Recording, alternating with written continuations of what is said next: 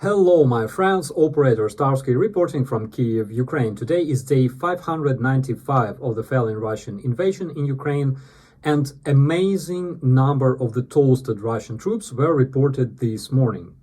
So, the Matryoshkas decided to develop a massive advance near Avdiivka involving huge number of attack aircraft, tanks, armored vehicles, and personnel. Our guys reported shelling non-stop, which still continues. At the same time, the guys on the ground report that the massive Russian attack completely failed and the number of the terrorists lost in just 24 hours cannot be justified at all because they didn't reach any significant success.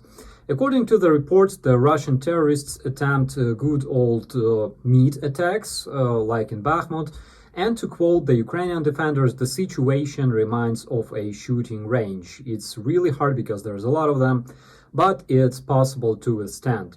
So, according to the reports confirmed by the General Staff of Ukraine, the Russian terrorists lost 820 men, but this number might be much bigger, considering that the orcs also lost 34 tanks and 91 armored vehicles. And this, my friends, is a new record as of 2023 because 91 armored vehicle makes it almost 3 Russian mechanized battalions toasted in just a single day. Therefore, I expect the numbers to be probably updated tomorrow. Overall, I think it's a complete fail of the Russian planning.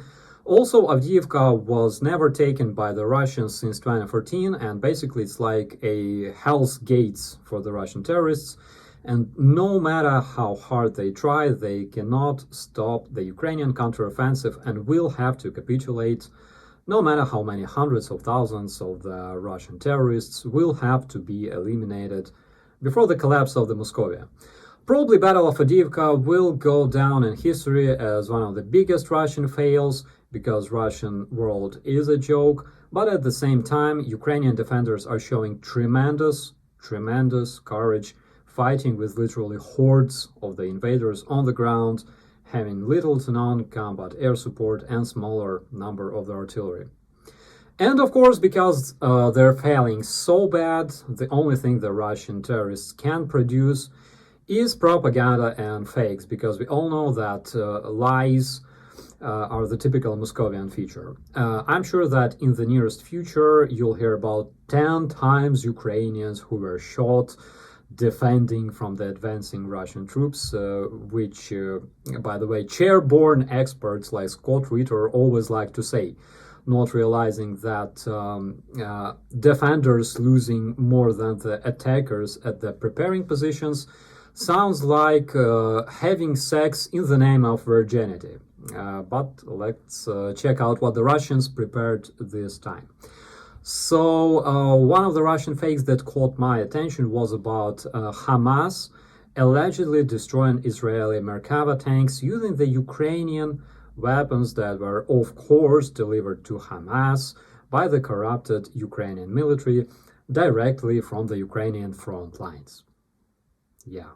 Okay, so first of all, the recent investigation by the Pentagon, as well as numerous other studies performed by our partners, showed no evidence that the weapons delivered to the Ukrainian defenders were misused or sold abroad, which is logical because we have a lot of things to do here. So the Western weaponry is being constantly put into a good use. It doesn't just lie down, stacked in piles at the storages.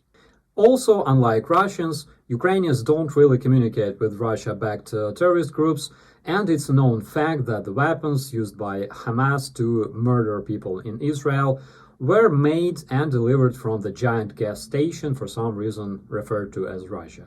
But the craziest fact is that to illustrate their fake, they literally showed their own dead troops and destroyed vehicles, and they go, look what the Ukrainians did to Israel. This fact alone deserves the Russian propagandists to be awarded with the annual award called Degenerates of the Year, and I don't know what else to say here, because probably the most effective Russian propagandists were slaughtered in a mid-assault in Bakhmut or whatever.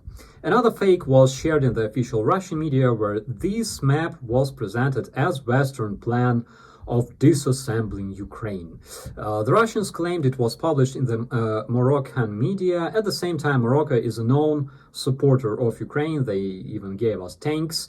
And in reality, this fantasy map originated in a small Palestinian media because we all know Russian terrorists and Hamas are very, very close, and terrorists usually root for other terrorists.